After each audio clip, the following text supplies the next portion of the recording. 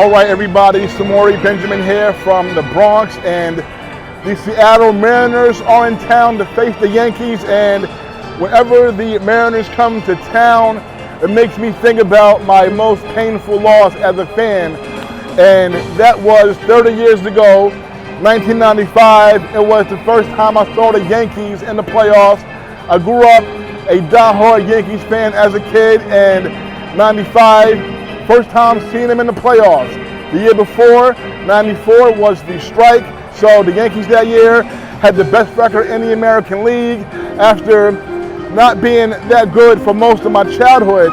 Now, in 93, the Yankees had a winning season where they won more games than lost, and that was the first season of a streak that is still active, all right, in which they finished with a winning record every season, all right? So it's about 33, 34 straight years now.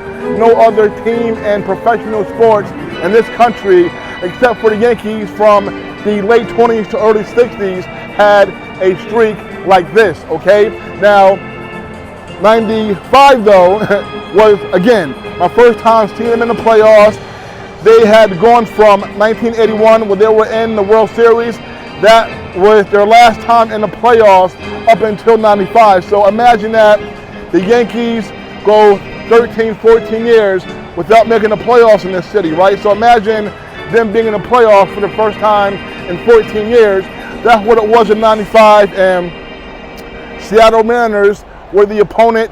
Ken Griffey Jr., one of everybody's favorite player at that time on Seattle, and the Yankees, they jumped out to a 2-0 lead in that series. The first two games were in the Bronx at the old stadium right across the street, and that also was Don Mattingly's first and only time in the playoffs, as he would retire after that season, after that series. So Yanks win the first two games here in the Bronx, then they travel all the way out to Seattle, where they have to win one more game to clinch the series, right? They lose game 3, lose game 4, then game 5, the Yankees and Mariners play a classic.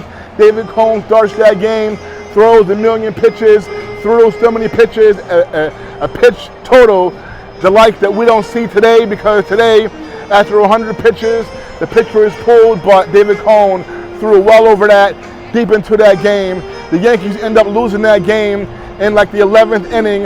Edgar Martinez, all right, a 2-time batting champion, 7-time All-Star, a great player, hit the walk-off hit off Jack McDowell, Black Jack McDowell, who had a great season for the Yankees that year, okay, and was really doing his thing. Martinez beat Black Jack, who had won the American League Cy Young in 93 for the White Sox, and I was heartbroken. I was crying the whole next day. Next day was Columbus Day, so we had no school, and I just listened to sports talk radio and cried all day. And something funny, I was talking to Don Mattingly a few years ago. I told him that story, and he said that he was at home crying too, okay? So that was funny. But, and also, folks, Edgar Martinez, who I mentioned, he is a coach here with the Mariners. I got to talk to him really quickly earlier and told him that story, so that was great. I also was in Seattle 2 years ago for the All-Star game, and that was a funny situation. I was in the Seattle Mariners team store during the All-Star game, and I was talking to different Seattle fans over the course of my being there, and I told them that story, a few people, and so I see a guy with his son, his teenage son, walking to the store, the team store, and I have all these shirts and hats. When I go to the All-Star game, I buy some of the gear, so I was in the team store trying to figure out which gear I wanted to get. There was so many nice Seattle All-Star gear, so I started telling this guy, hey, I know I'm trying to figure out what I should get, and then I started telling him the story about being heartbroken watching that game in 95 and seeing the Mariners beat the Yankees. And the guy is like, I know the story very well. He says that to me a couple of times. I'm looking at him like, yeah, I know you know the story very well. You're a Mariner fan.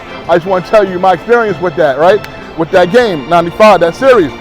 And so then I'm looking at him and I say, hey, you know, you kind of look like Norm Charlton. Has anybody ever told you that? Norm Charlton was the pitcher on those Seattle Mariner teams. And he says, he shakes his head, and he says, "Do you know why?" And so I'm like, "Oh, are you his brother or cousin or something?" And he says, "I'm Norm Charlton." He says, "I'm Norm Charlton." I'm like, oh, I couldn't believe it. And that was great. We took a photo. So anyway, the Mariners are in town, and they right now are 6.5 games behind in their division, the American League West division, behind who else? The Houston Astros, who once again are a factor. The Yankees, folks, after having a 6-game losing streak, they ended that in the final game at Citi Field against the Mets, and they won here last night against Seattle, put up some big numbers. The Yankees, before this game, they released DJ LeMahieu, who made the All-Star team with them his first couple of years with the Yankees in 2019, 2020, but he was not happy, so he is gone. Yanks Mariners tonight, game 2, and I'll see y'all soon.